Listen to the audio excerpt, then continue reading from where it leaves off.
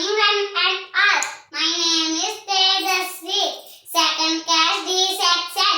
My theme is Goggle. Goggle means potato and non-mean by using clean and renewable sources of energy.